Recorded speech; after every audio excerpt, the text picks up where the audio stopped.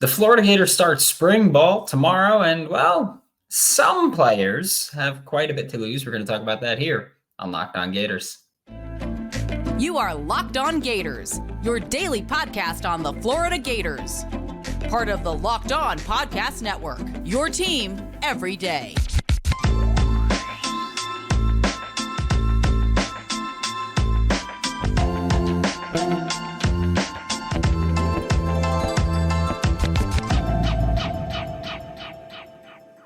Hello, and welcome back to another episode of Locked On Gators, part of the Locked On Podcast and Network, your team every day. Thanks for making Locked On Gators your first listen of the day every day. We are available daily and free wherever you listen to the podcast and on YouTube. Happy Wednesday. I'm Brandon Olsen. Find me on Twitter at WNS_Brandon. Find all my written work with Giants Country and NFL 33.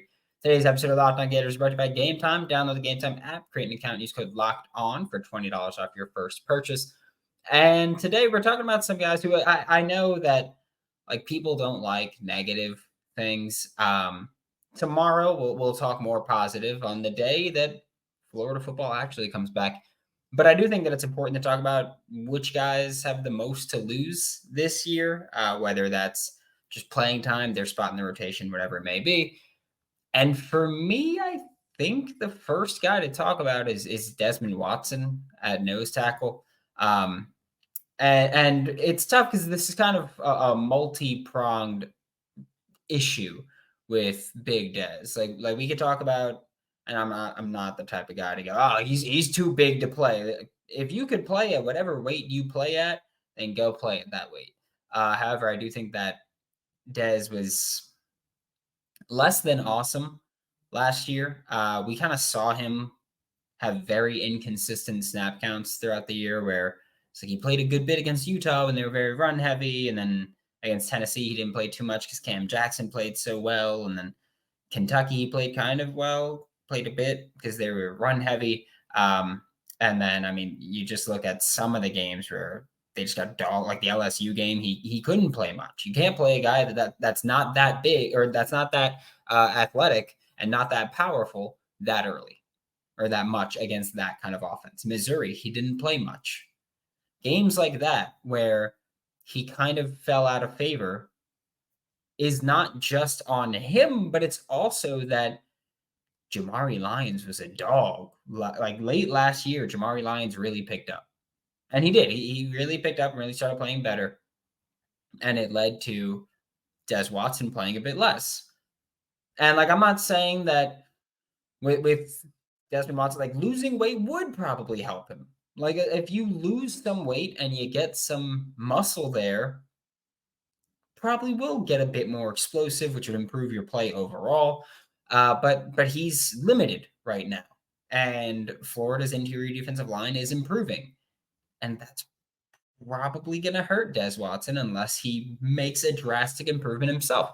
Because you also have to look at it this way where the Florida Gators this offseason, the big addition that the Florida Gators made this offseason in the transfer portal was Joey Slackman, right? The defensive lineman from Penn. He's coming in to play that big end spot, which is really a 3-tech spot, which is really a defensive tackle spot.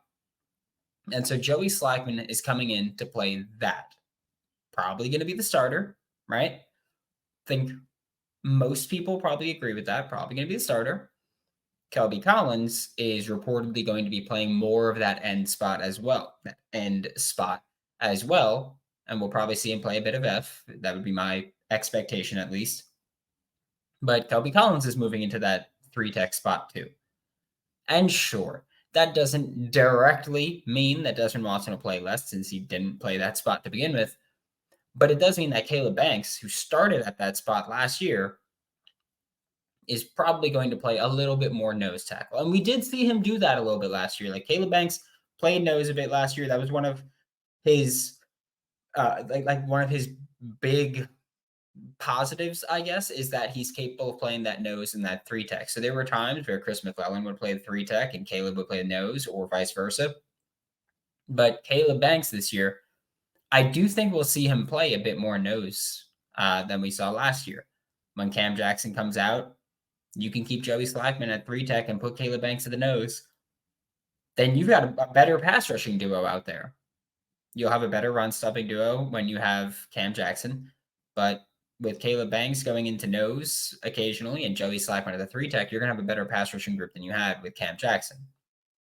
And again, like you have Jamari Lyons, who took snaps from Desmond Watson as we went through the year last year.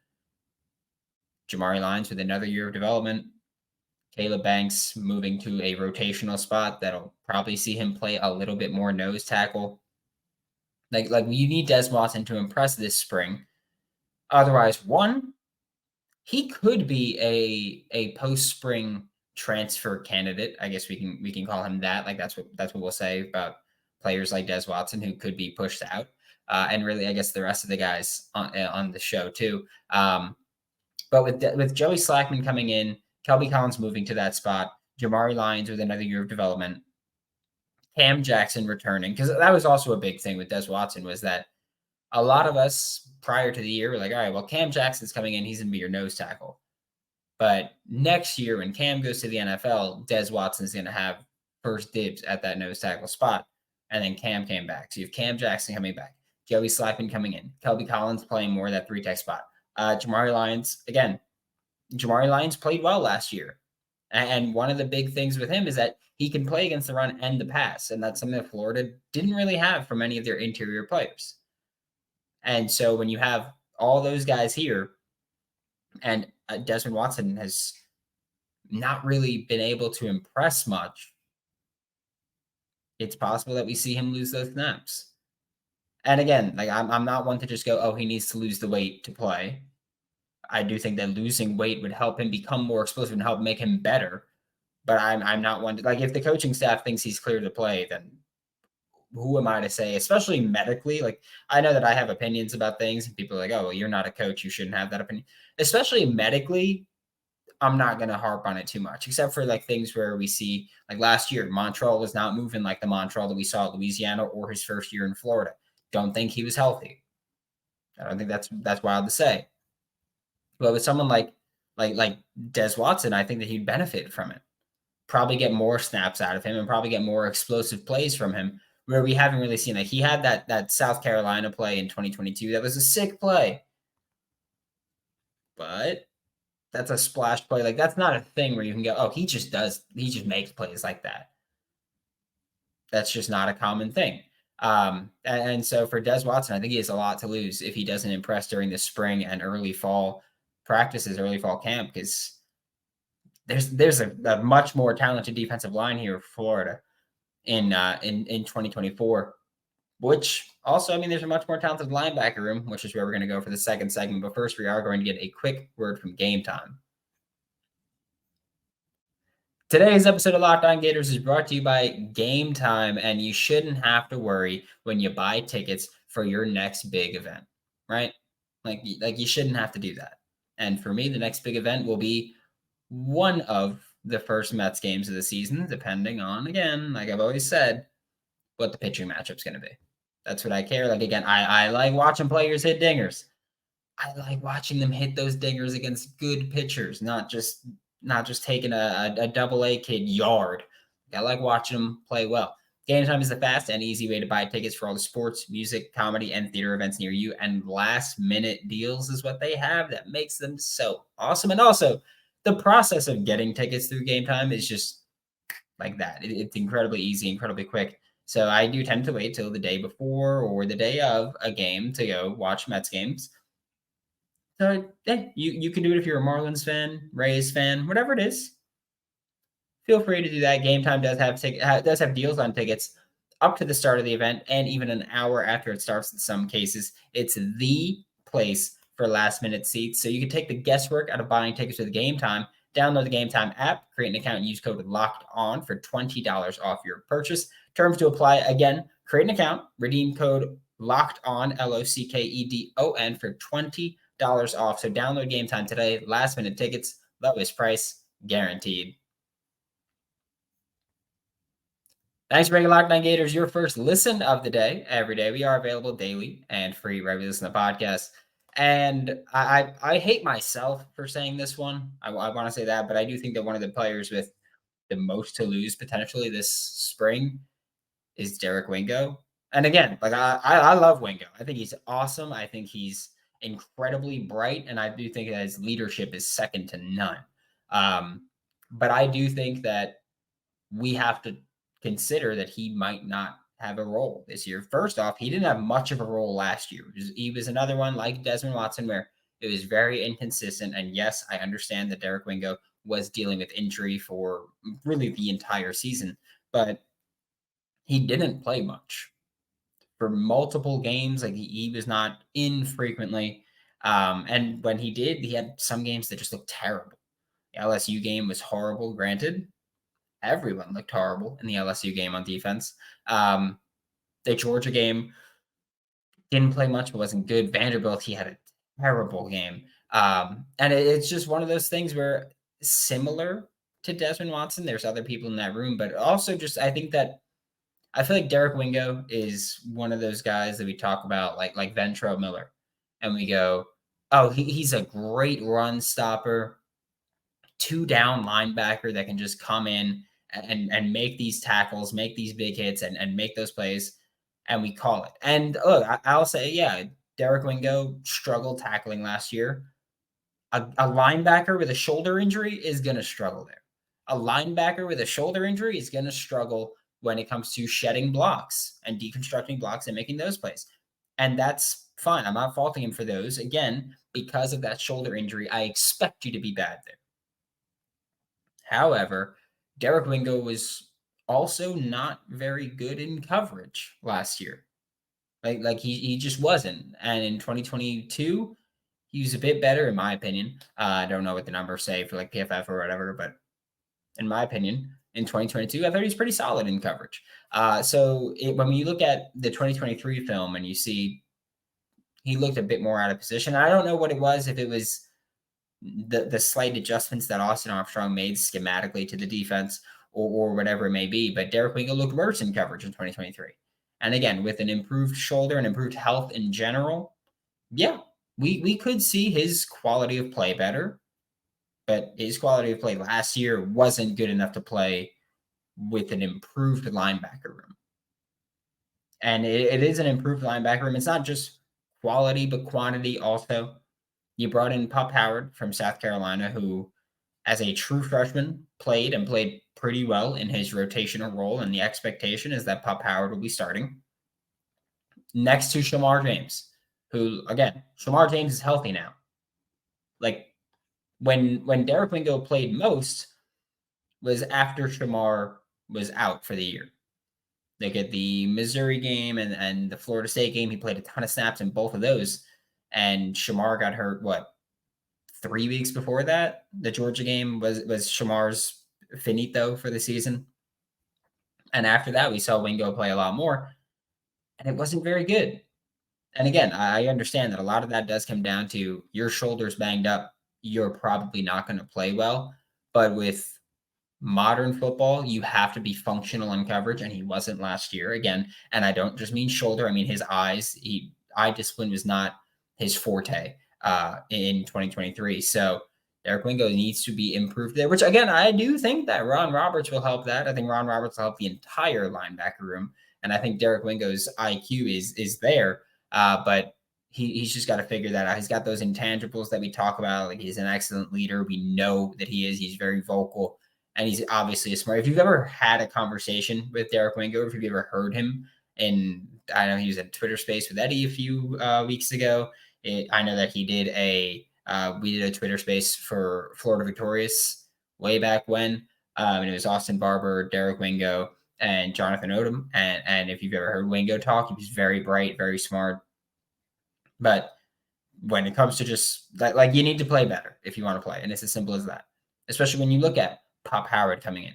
You look at Deuce Spurlock's in year 2. I don't know what to expect of Deuce Spurlock, but when he got added in the portal class from going into the 2022 to 2023 season, when you added Deuce Spurlock, immediately, you can go back and watch the show. Immediately, you'll hear me say, I don't think he plays much in 2023. But when you look long term, he's going to be a guy that can contribute a bit more. We'll see what he does this year. But again, like him not playing in 2023, I don't fault him for. The expectation was never that he was going to play much in 2023. But 2024, We'll see if he can crack that lineup. Maybe you could have put Manny Nunnery on this list instead of Derek Wingo if you wanted to do that. Because again, it's a much more crowded linebacker room. You're getting year 2 of Jaden Robinson. You're getting year 2 in this defense, year 3 of Deuce Spurlock in general. You're getting Pup Howard into the room. You're getting Aaron Childs and Miles Graham from high school into the room. Like, this is a much improved linebacker room. And that's what happens when you improve these rooms over time, is that guys like Derek Wingo, guys like Scooby Williams, who were contributors, were players, or were expected to be, and aren't that, they tend to get pushed out because your quality is improving. And that's what's happening at linebacker. And so I do think that Derek Wingo can play this year. I do think that right now the expectation is that he's going to be Mike linebacker 2, right behind Shamar. However, I don't know, or right behind Pop, whichever one's going to do that. I think they're both pretty interchangeable guys. However, I don't know if he's going to hold on to that. If Aaron Childs and Miles Graham show up a lot more ready than expected, they could be taking playing time there. If Jaden Robinson makes a big jump, he looks physically more ready to play linebacker. Like, you look at what Jaden Robinson looked like going into last year, and you look at the pictures that we see of the Florida Victorious, like Alachua habitat pictures that we see, homing habitat pictures that we see. And Jaden Robinson looks considerably bigger than he did before last season. So maybe he's more ready to play this year. Like, yep, Scooby Williams is gone, and that's going to open up those linebacker snaps. But again, we're kind of expecting to just negate that with Pup Howard. Manny Nunnery is back. I don't expect him to play as much as he did last year. Again, part of that was because of injury. And then, yeah, you've just got a much better linebacker room this year. Taraja Mitchell's gone. That's going to clear up 185 snaps, but Jaden Robinson played 64 last year. I'm expecting him to play more, especially when you look at the teams that are on the schedule. You're going to face teams that are going to want to throw the ball against you. And they're going to attack the middle of the field if you're not ready to play. So Jaden Robinson is someone that should play more. If you're looking at blitzing more, Miles Graham, Aaron Childs could play more. But for me, I do think Derek Wingo needs to be put on the list of guys who can kind of lose their spots in this 2024 spring ball. Because, and I hate doing this part of it. I hate like talking about that part of it, but Derek Wingo hasn't broken out to this point, whether it's because he was behind Ventrell Miller or whatever the case may be, injury, whatever it is, hasn't broken out to this point. I hesitate to say a guy in year 5 is breaking out. And so for me, I do think that we have to have the uncomfortable conversation that Derek Wingo may be relegated to only we're expecting running here, put him out there. Because when you look at modern football, there's no longer 2 down linebackers. You're 1 down. You're there on 1st and 10. Teams don't tend to run the ball on 2nd and 7 to 2nd and 10 or beyond, 2nd and long. They don't tend to run the ball there anymore like they did even 5 years ago. That's just not the expectation at this point. Florida will, but that's not the expectation at this point for most of these teams you're going to face. They're going to want to throw the ball a lot. And unless Derek Wingo has improved significantly in coverage, and I mean, again, you've got Shamar, you've got Pup. Unless Derek Wingo's improved, I don't see the reason to play him much, or I don't see the path to him playing a ton in 2024 right now. So that's a guy that I could see easily losing some playing time or being just purely a situational linebacker, not just rotational, but situational. Like, it's not just like, oh yeah, these guys need a breather, but we're on the goal line. We need someone that's just going to run in there like a bat out of hell, not going to make some stupid mistakes. Like, so you go 4th and 1, whatever that is, or however frequently that is, 1st and 10, like, sure, you're in there, but with how up-tempo teams go, you got to protect yourself defensively. And last year was a bit of a liability. We are going to flip to the offensive side of the ball to wrap up this show, which is, again, like, I hate doing shows like this. I'm sad doing shows like this, talking about guys that might lose their spots. Tomorrow, we'll talk about guys that have the most to gain, and it'll be more positive. But first, we are going to get a quick word from eBay Motors.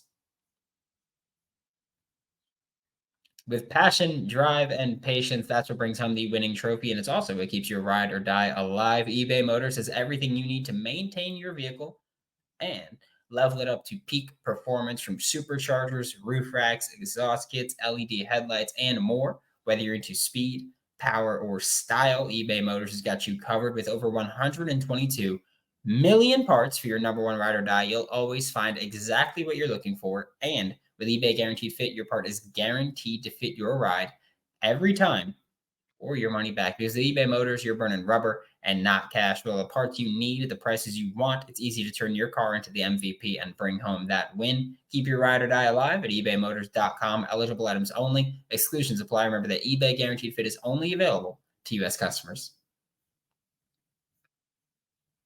To wrap up today's show, we're going offense for the last player that I do think is at risk of losing quite a bit this year. And I would also put him in the group of, if he loses out, could be a transfer portal candidate. It's someone that I thought was going to hit the transfer portal after this 2023 season. Wide receiver Marcus Burke is one that I have to put there. And I'm a big Marcus Burke fan. I've said this multiple times. I think he's a great vertical route runner. And that's one thing where, yeah, he's not going to be shaking guys when he runs on a dig route or even an out or whatever it may be. He's not going to be the type to create massive separation like that. But he is the type where he can stack a corner, get by him, and make the catch there. We've seen him make some nice catches, or almost very nice catches, throughout his career. But I mean, one almost ain't good enough, and we know that, right? Like, I will say also, I don't know if he's necessarily a good fit for this offense right now. Like, Billy Napier is going full check down Charlie with Graham Mertz, and Marcus Burke, Caleb Douglas. They're those vertical stretcher guys where if you're not doing that, they're kind of useless. And that's not to be a knock on them. That's just, it's a bad fit right now. Like, Caleb Douglas is at Texas Tech. Why? Because they're going to throw the ball deep to him. Like, they're going to do that. They're going to throw it to him vertically down the sideline, and he's going to make plays doing that. And we know he's going to make plays doing that. And people are going to see him make those plays and probably go, oh, guy was a Florida starter that hit the portal after he got hurt. And Billy let him go. And you're probably going to see something like that. Because, again, I do think that Caleb Douglas is going to succeed, especially if he's in that role that's going to use him well. But with Marcus Burke, I thought he was going to leave too. Because he's not your stereotypical Billy Napier receiver. You look at the guys that Billy Napier has brought in throughout his time in Florida, and they're 6'1" or shorter. I don't want to put a weight to it, because there are different ways for like guys who come in very light. Aiden Mizell is the only guy that he's brought in, if I'm not mistaken, that's taller than 6'1", very lean, but he's also one where, like, hey, it's going to take a bit before he comes in there. Marcus Burke, 6'4", 200 pounds almost. He's not the kind of receiver that Billy Napier has brought in, that speedy, shifty, just get him the ball, let him run kind of guy. That's not what he's done. And so I do think that we're in a spot where it's kind of just a weird fit for Marcus Burke to be here. Not a Billy Napier play. And if we had Anthony Richardson starting here, or if it was DJ Lagway time, we'd be having a different conversation. We'd be saying that Marcus Burke could be someone that we're looking to break out, because he gets stretched vertically and get thrown the ball deep and make the catch. Same thing with Caleb Douglas. We'd be having a different conversation about guys like that. But the fact remains that that's not what the system is like right now. That's not what the quarterback play is like right now. And it's not that Graham Mertz is bad. It's just that it's different. And so I don't think that Marcus Burke has much of a role right now. And then you also look at all of the youth and speed that this team brought in. You're kind of at the point where the only thing Marcus Burke brings to the table, separate from what the Billy Napier receivers have brought in, the Eugene Wilsons, the Andy Jeans, the Aiden Mizells, the Tank, the CJ Abrams. Like, you look at what Marcus Burke brings to the table, and it's kind of just height. And that's not a thing that Billy Napier cares much for. Like, that's just not what he's done frequently. Like, Florida doesn't throw the ball into traffic frequently. And when they do, it's into traffic, usually over the middle, to a guy like last year, Ricky Pearsall. Arlis Sportingham got quite a few looks there. The only one who Graham Mertz really went, I'm just going to throw it deep to him down the sideline and let him make the plays, Caleb Douglas. And he got hurt doing that. And then Florida didn't do it again. Just like a 40-yard catch or something like that, right on the goal line. And that was kind of the only time where Graham was like, F it, he's down there somewhere, and threw it there. But aside from that, Graham he's not aggressive like that. He's going to get the ball underneath the guys who can catch and run. And I'm not saying Marcus Burke can't catch and run. He doesn't have a ton of wiggle to his game. But I do think that Marcus Burke's the kind of guy where, like, if he caught it with space in front of him, he can move and he can run. I don't think he's going to make men miss frequently. Like, that's not really much of his game. So I don't think that he has a ton to do with this offense anymore. It's just not what it is. And Marcus Burke got thrown the ball in coverage or contested 3 times. He caught 2 of them. Of his 9 targets, 3 of them were when he was contested, and he caught 2 of them. Made one man miss. 4 of his catches went for first downs. 103 passer rating when he was targeted. Average depth of target of 12.8 yards downfield. Like, he's the kind of guy that you can throw the ball to him deep like that and let him make plays, and I do think he'll make them. I just don't think that he's a fit right now. And when you look at all the speed that Billy Napier brought in, the only thing Marcus Burke really brings that separates him is height.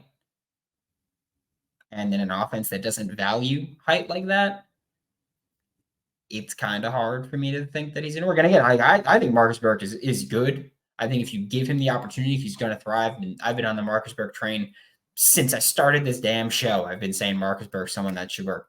But I think that we're at the point in Billy Napier's tenure where we go, that's not the kind of receiver that he's going to throw frequently to.